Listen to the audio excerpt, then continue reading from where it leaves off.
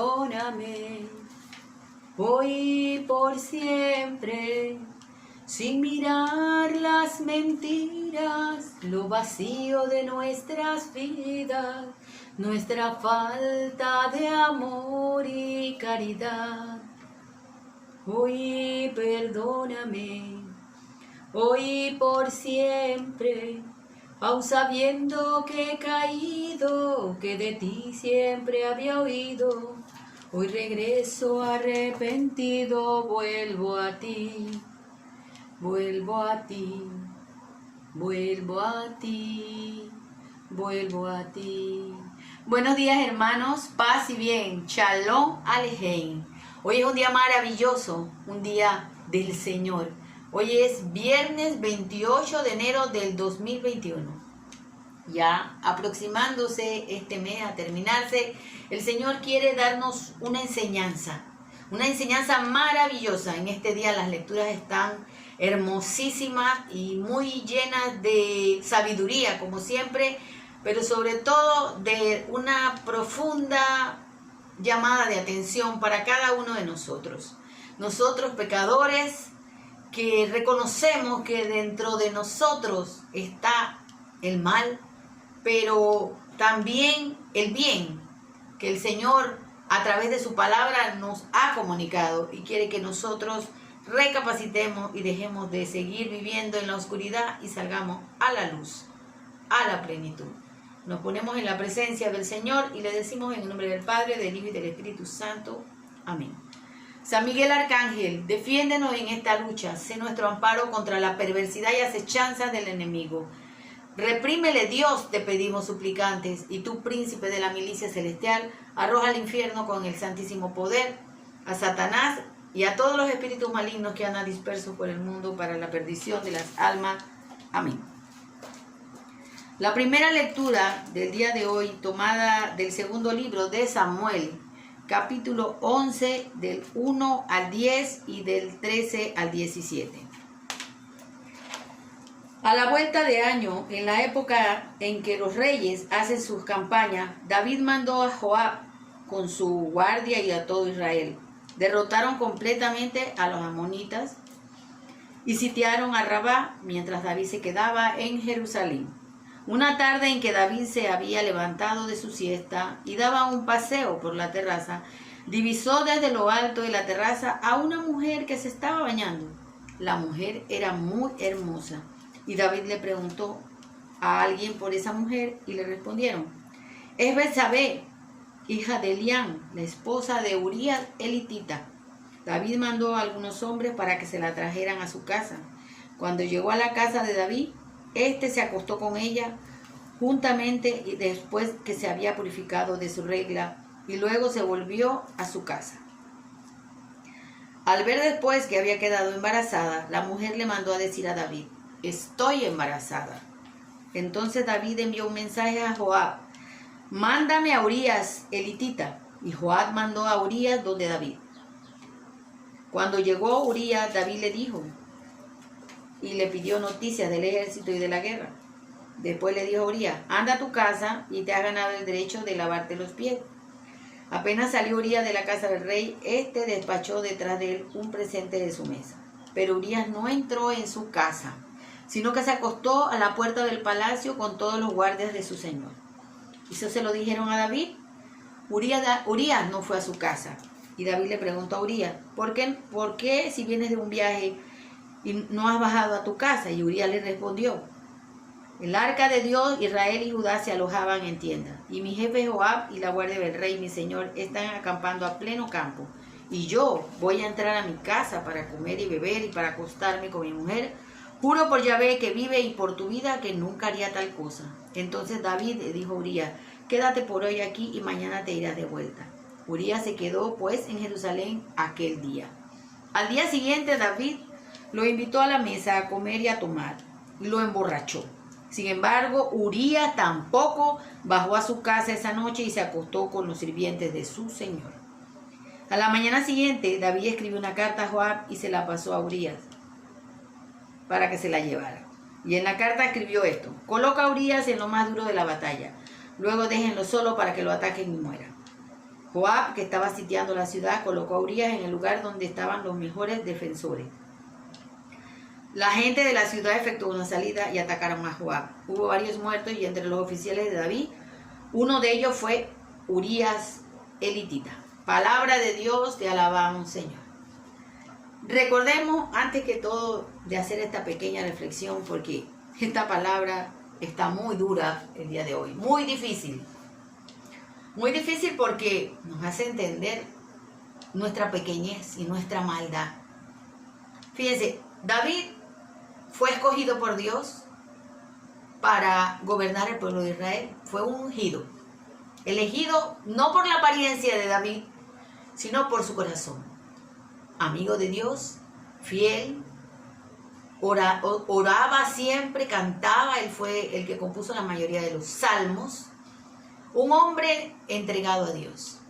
Pero la concupiscencia de la carne pudo más en David que todas las cosas. David como rey podía tener todas las concubinas que quisiera, todas las mujeres que quisiera, pero había una que no podía tener David, y era la esposa de otro. Y Betsabé era la esposa de otro. Era la esposa de un fiel guerrero que estaba bajo sus órdenes, de un capitán. Y a él le dijeron quién era ella, le dijeron que estaba casado, le dijeron que ella era una mujer que le pertenecía o que estaba prometida a otro hombre con la que ella tenía una vida y un hogar, pero a David no le importó el deseo, las ganas, la concupiscencia de su propia carne. Fue más poderosa que el amor por Dios y el amor a la alianza y a las promesas y a los mandamientos que Dios les había dado. Sabía que él no podía estar con la mujer de su prójimo y aún a pesar de eso lo hizo. ¿Y qué pasó? La mujer quedó embarazada. Y al quedar embarazada, obviamente el hombre se iba a dar cuenta que ese hijo no era de él, porque él estaba en la guerra. ¿Y qué hizo David? Maquinó todo y lo mandó a buscar. Porque imagínense, querían que el hijo que ella estaba esperando, como decimos, le iban a dar gato por liebre. Le iban a meter el hijo de otra persona, del rey, a Urías, para tapar el pecado de David, lo que había hecho mal. Fíjense las maquinaciones de nosotros, los seres humanos. Pero Urías era un hombre íntegro y leal. Y él no quiso quedarse en su casa sabiendo que toda la tropa estaba en el campo, vamos a decir, pasando trabajo, durmiendo a la intemperie, y él dijo, no. Yo hasta que no acabe la guerra no regresaré a mi casa, ni me acostaré con mi esposa, ni nada, porque no está correcto. Es más, David le preguntó y él le dijo, no, es que yo no lo... Urías le dijo, yo no puedo hacer eso, por ti lo juro por Dios, que yo no haría eso, yo me voy a quedar aquí. Todavía siguió David pensando y maquinando cosas. Lo voy a emborrachar, le voy a dar de beber y va a tener que irse para su casa. Y cuando se va para su casa, entonces a lo mejor se acuesta con su mujer y así le metemos el hijo que no es de él, sino mío. Fíjense. Y él era el rey, pero él sabía que él estaba haciendo mal. Pero tampoco, a pesar del alcohol y de la borrachera, no se quedó en su casa. Y todavía entonces David le dicen eso, y en vez de arrepentirse, de buscar la manera de hablar con esa persona, de decir la verdad, lo que David planeó fue peor todavía. La muerte de Urías. Imagínense, un soldado fiel. Miren la traición contra Dios, traición contra todo. Contra la fidelidad de la amistad que tenía esa persona por David, la admiración que sentía esa persona por David. Lo que hizo David fue acabar con su vida. ¿Por qué? Por su pecado, por su error, porque no quiso aceptarlo. Esta es una enseñanza y es una reflexión para cada uno de nosotros, porque muchas veces nosotros creemos que somos muy buenos, pero andamos pensando, maquinando hacer cosas en contra de otras personas. Entonces, ¿dónde quedó David? ¿Dónde quedó la fidelidad a su Dios? ¿Dónde quedó el hombre orante? ¿Dónde quedó todo eso? Se le olvidó por una calentura, vamos a decirlo así, por una pasión. Por eso siempre la concupiscencia de la carne ha sido la perdición del ser humano. Dejarse llevar por las bajas pasiones ha hecho que se cometan grandes atrocidades y grandes crímenes a lo largo de la historia. Y más adelante, la palabra nos revelará que nada queda sin castigo en esta vida. Nada de lo que hagamos malo en esta vida quedará impune. El salmo de este día está tomado del Salmo 50, un salmo que escribió David, profundamente arrepentido por lo que había hecho, por todo el pecado tan terrible que había cometido en contra de Urías de Betsabé. Él se arrepiente desde su corazón y compone este salmo. Y la antífona dice: misericordia, Señor, hemos pecado. Misericordia, Señor, hemos pecado. Ten piedad de mí, oh Dios, en tu bondad. Por tu gran amor, borra mi falta. Que mi alma quede limpia de malicia. Purifica de mi pecado. Misericordia, Señor, hemos pecado. Pues mi falta yo bien la conozco y mi pecado está siempre ante mí. Contra ti solo pequé. Lo que es malo a tus ojos yo lo hice. Por eso en tu sentencia tú eres justo. No hay reproche en el juicio de tus labios. Misericordia, Señor, hemos pecado. Crea en mí, oh Dios, un corazón puro. Renueva en mi interior un firme espíritu. No me rechaces lejos de tu rostro, ni me retires tu Espíritu Santo. Misericordia, Señor, hemos pecado. Dame tu salvación, que regocija, y que un espíritu noble me dé fuerza. Mostraré tu camino a los que pecan, y a ti se volverán los descarriados. Misericordia, Señor, hemos pecado. Aleluya, aleluya, aleluya. Aleluya, aleluya, aleluya. Porque Cristo nuestro hermano ha resucitado. María, alégrate. Porque Cristo nuestro hermano ha resucitado. María, alégrate. Aleluya, aleluya. Aleluya, aleluya, aleluya, aleluya. Lectura del Evangelio según San Marcos, capítulo 4, versículos de 26 al 34. Por la señal de la Santa Cruz de nuestros enemigos, líbranos, Señor Dios nuestro. Jesús dijo: escuchen esta comparación del reino de Dios. Un hombre esparce la semilla en la tierra.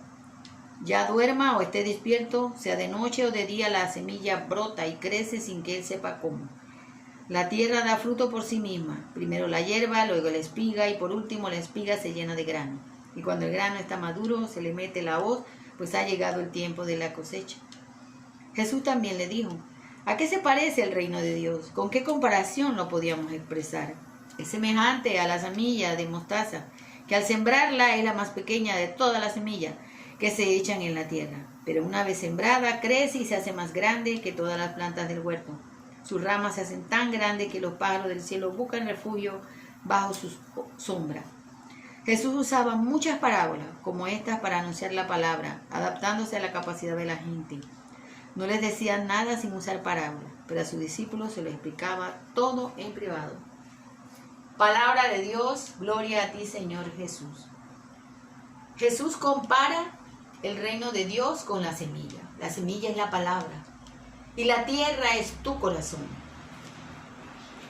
Crece dentro de ti, aunque no quieras. Porque muchas personas dicen: yo no creo en Dios, pero muy dentro de ellos saben que existe un ser supremo. Saben que nada de las cosas que pasan ocurren por casualidad. Aunque muchas personas digan el Big Bang, la explosión hizo que todo ocurriera, ellos mismos saben que eso no es cierto. Han querido buscar miles de cosas para borrar, para quitar, para restar a la palabra de Dios la importancia que tiene. Pero no pueden, porque la semilla crece por sí sola y aunque quieran destruirla no pueden. Por eso la palabra del Señor sigue siendo viva, actual, eficaz, contundente, no pasa de moda. No necesita ponérsele adornos, no necesita ponérsele nuevas, hacer nuevas premisas, nuevos enunciados para que la palabra sea eficaz. No necesita adornos la palabra, porque la palabra nos revela la verdad.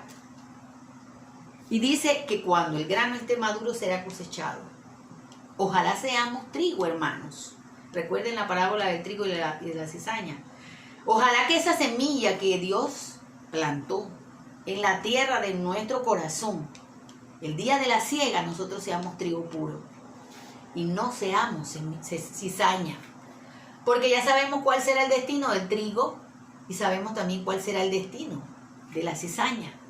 Se quemará para siempre, arderá en el fuego eterno y estará alejada de Dios.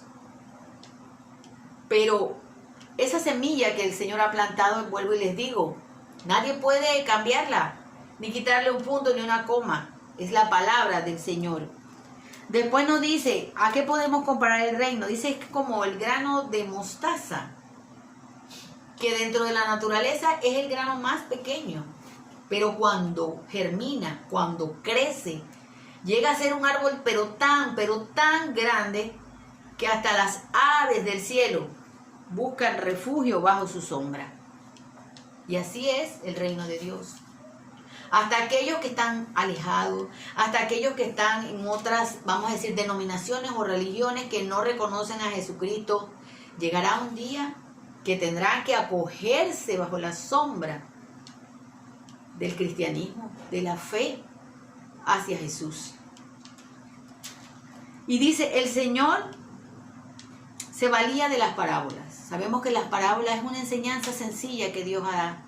Es una enseñanza fácil, cotidiana.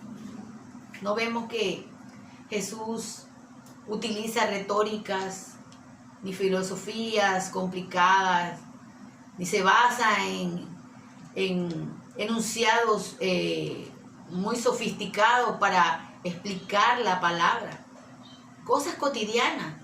La lluvia, el sol, el grano, la semilla, el trigo, la cizaña, el talento, cosas sencillas. Pero quiere que tú y quiere que yo discernamos eso, que lo entendamos de la manera sencilla como Jesús lo está explicando. Solamente a los allegados, dice la palabra, Jesús les revelaba todo claramente. ¿Y saben por qué? Porque ellos iban a ser los encargados de seguir esparciendo esa semilla. Y ellos tenían que estar claritos, como decimos. Tenían que estar conscientes plenamente haber llegado a la verdad que es Cristo Jesús. Para entonces ellos poder transmitir eso que Jesús había comunicado a otras personas cuando llegara el momento. Por eso que solamente le explicaba con lujo de detalle la parábola a sus escogidos. Todo lo demás pedía él, ¿verdad? Esperaba él en el Espíritu Santo que las personas lo entendieran y lo comprendieran. Y si no lo comprendían, entonces que buscaran de las personas que pudieran instruirlo. Nosotros aquí todos los días nos levantamos bien temprano por medio del Espíritu Santo, porque nosotros no sabemos nada. Le pedimos a él la dirección, que nos ponga en nuestra mente y en nuestro corazón las palabras sencillas, justas, correctas, para llegar a ustedes con este mensaje. Tenemos que tener muy claro, hermanos, que estamos viviendo tiempos difíciles. Tiempos en que nos queremos a veces dejar llevar. Mire, a veces muchas personas me han dicho, es que yo voy a misa, esto, o voy a lo otro, pero viven pensando en hacer cosas que están mal, hermanos. desear la mujer de otra persona, o tú tener una esposa o una persona que está contigo y pensar en tener una aventura con otra persona, es pecado. Es pecado. Y piensas a veces, no, yo no estoy haciendo nada malo. ¿Por qué no estás haciendo nada malo? Estás pensando como David. David pensó, voy a tomar esa mujer porque yo soy el rey. Como yo soy el rey, yo puedo hacer lo que me dé la gana. Pero esa mujer no era tu mujer, era la mujer de otro. Y tú podías tener todas las mujeres que querías, pero tú se antojó que fuera esa. Y encima de todo, que haces lo malo, la mujer queda embarazada. Y en vez de asumir tu responsabilidad de pecado, lo que quieres es achacarle el hijo al otro. Y cuando te das cuenta que no lo vas a poder hacer, lo mandas a matar. Y eso es lo que hacemos muchas veces. Muchas veces hacemos eso que hizo David.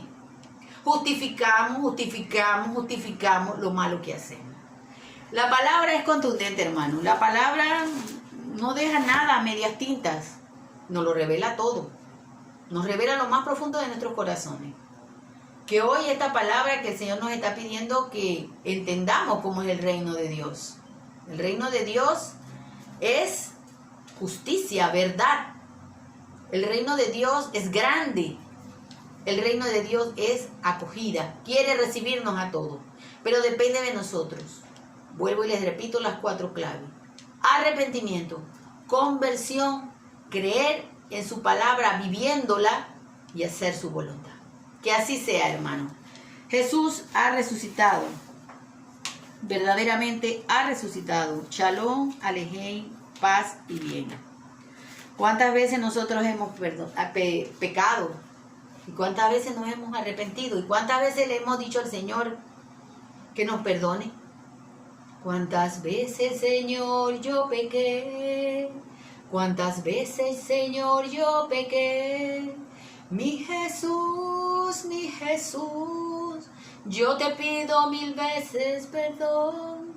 Mi Jesús, yo te pido 1000 veces perdón. Te he clavado, Señor, en la cruz. Te he clavado, Señor, en la cruz. Mi Jesús, yo te pido 1000 veces perdón. Mi Jesús, yo te pido 1000 veces perdón. Como nos decía nuestra Madre María, hagamos lo que Jesús nos dice. Y Jesús nos pide que no pequemos más.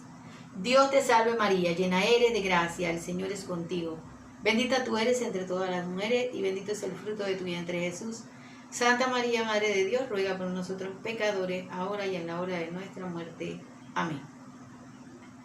Que pasen un bendecido día, feliz día en el Señor.